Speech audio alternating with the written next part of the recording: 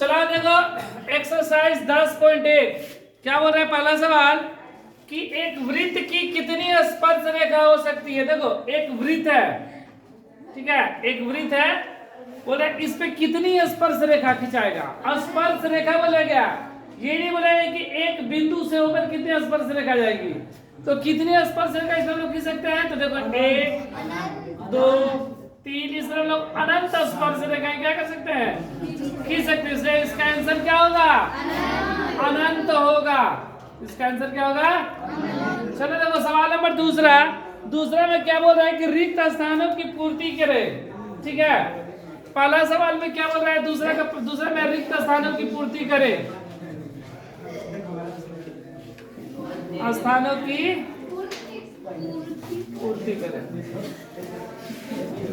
देखो पहला सवाल में क्या बोल रहा है कि किसी वृत्त की स्पर्श रेखा उसे कितने बिंदुओं पर प्रतिच्छेद करता है। ध्यान दो क्या बोल रहा है सवाल, किसी वृत्त की स्पर्श रेखा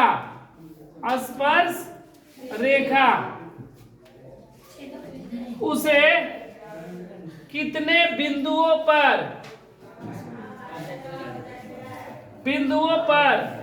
प्रतिच्छेद करता है, प्रतिच्छेद करती है। देखो बोल रहा है किसी वृत्त की स्पर्श रेखा, देखो ये वृत्त हो गया और यह क्या हो गया, स्पर्श रेखा हो गया। बोल रहा है कितने बिंदुओं पर प्रतिच्छेद करता है, तो बस एक बिंदु से होकर गुजरता है। तो कितने बिंदु पर मिला जाकर, एक, इसलिए इसमें क्या लिखाएगा, एक बिंदु पर, ठीक है, एक बिंदु पर प्रतिच्छेद करता है। देखो इसी का सवाल नंबर दूसरा क्या है कि वृत्त को दो बिंदुओं पर प्रतिच्छेद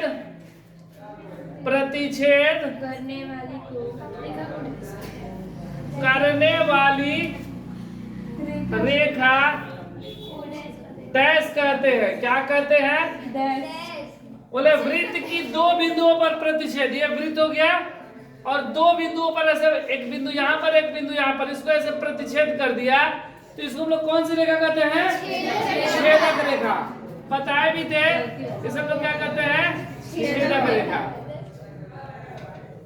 छेदक रेखा कहते हैं, छेदक रेखा।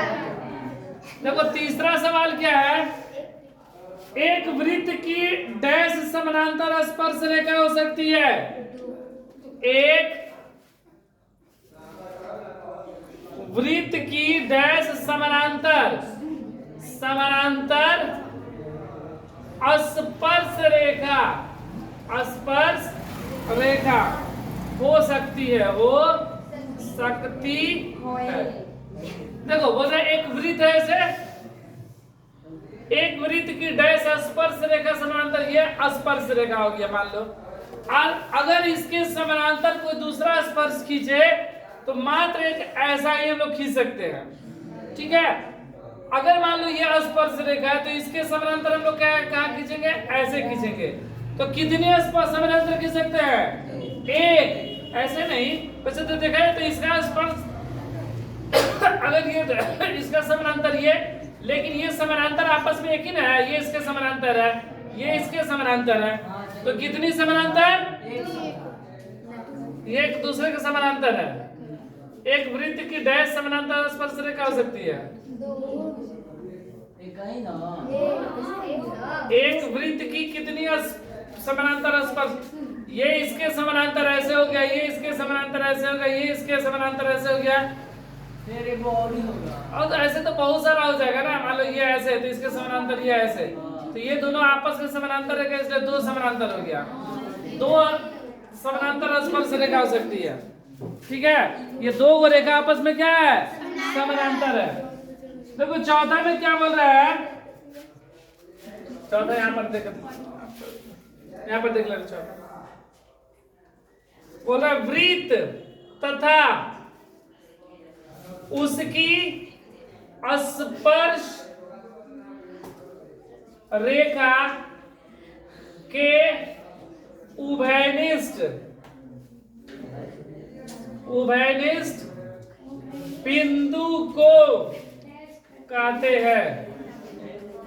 बोले वृत्त और स्पर्श रेखा के उभयनिष्ठ बिंदु, ये वृत्त और स्पर्श रेखा पे जो विनष्ट किया यहाँ पर मिला ना, मतलब जो दोनों में शामिल है लोग क्या कहते हैं? स्पर्श बिंदु। क्या कहते हैं इसको? स्पर्श बिंदु। स्पर्श बिंदु। चलो भाई ये उतार लो। अब उसके बाद हम लोग बनाएंगे तीसरा। चलो देखो सवाल नंबर तीसरा बोल रहा है, तीसरा में कि 5 सेंटीमीटर त्रिज्या वाले वृत्त के बिंदु P पर स्पर्श रेखा PQ केंद्र O से जाने वाली रेखा से बिंदु O पर इस प्रकार मिलती है कि OQ बराबर 12 सेंटीमीटर। तो PQ की लंबाई क्या होगी? देखो सवाल अपने लिख रहे हैं, हल कर दे रहे हैं, ठीक है। बोला 5 सेंटीमीटर त्रिज्या वाला, देखो एक वृत्त है जिसकी त्रिज्या क्या है? 5 सेंटीमीटर। जिसकी त्रिज्या 5 सेंटीमीटर। ओ केंद्र है। बोले 5 सेंटीमीटर त्रिज्या वाले एक वृत्त के बिंदु P पर, एक वृत्त के बिंदु P पर स्पर्श रेखा PQ, स्पर्श रेखा PQ केंद्र O से जाने वाली रेखा से Q पर इस प्रकार मिलती है। ये देखो स्पर्श रेखा हो गया, स्पर्श रेखा ये PQ बोला गया है, ठीक है। स्पर्श रेखा PQ 5 सेंटीमीटर त्रिज्या वाले एक वृत्त के बिंदु P पर स्पर्श रेखा PQ केंद्र O, केंद्र कितना हो गया ये? O से जाने वाली रेखा से बिंदु Q पर इस प्रकार मिलती है कि ये OQ है। OQ की दूरी कितना है? 12 सेंटीमीटर। PQ की लंबाई क्या होगी? PQ की लंबाई, आकृति तो अच्छा नहीं बना, फिर से बना दे रहा है, आकृति कुछ गड़बड़ लग रहा है।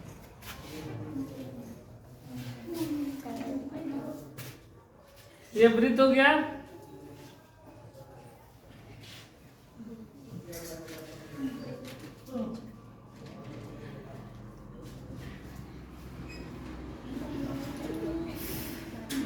ये PQ हो गया, ठीक है। ये त्रिज्या हो गया, जिसकी त्रिज्या हो गया 5 सेंटीमीटर। यह स्पर्श रेखा हो गया। बोला 5 सेंटीमीटर त्रिज्या वाले एक वृत्त से बिंदु P पर स्पर्श रेखा PQ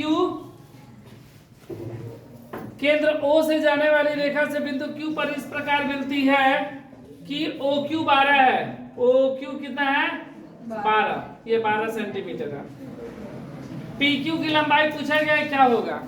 ठीक है, फिर से देख लो। बोल रहा है कि 5 सेंटीमीटर त्रिज्या वाले एक वृत्त से बिंदु P पर स्पर्श रेखा PQ, स्पर्श रेखा PQ केंद्र O से जाने वाली रेखा पर इस प्रकार मिलती है कि OQ 12, हमसे PQ का मान पूछा गया है। तो देखो अभी हम लोग सिद्ध किए थे, यहाँ पर अभी तुरंत सिद्ध किए थे पर मैं 10.1 में कि यहाँ पर ये क्या होता है? लंब होता है। अगर ये लंब है तो स्वाभाविक सी बात है कि ये कर्ण हो जाएगा, कर्ण होगा ना। तो देखो क्या होता है कि एक समकोण त्रिभुज बना, कौन सा? समकोण त्रिभुज OPQ में OQ स्क्वायर बराबर OP square plus PQ square हो जाएगा। और ये कर्ण हो गया, और कर्ण का स्क्वायर बराबर लंब का स्क्वायर प्लस, तो ये कितना हो गया? 12 का स्क्वायर बराबर OP 5 का स्क्वायर, PQ नहीं पता है, 12 का 144, 5 का ये PQ स्क्वायर हो गया, प्लस का PQ 25, इधर आएगा तो माइनस का 144 माइनस 25 बराबर PQ। ये घट गया, कितना बचा? 113। ये स्क्वायर इधर आएगा तो रूट में 119। तो मेरा ऑप्शन नंबर क्या होगा? डी। चलो चलो 3 तक हो गया। तो देखो 14 सवाल क्या है, बोल रहा है कि एक वृत्त खींचिए। सबसे पहले एक वृत्त खींच ले, खींचिए और दो एक दी गई रेखा के समानांतर और दो रेखाएं खींचिए जो इनमें से एक स्पर्श और दूसरा छेदक हो। बोला है दो रेखा खींचना है, एक स्पर्श रेखा और दूसरा छेदक रेखा। एक समानांतर और दूसरा छेदक हो।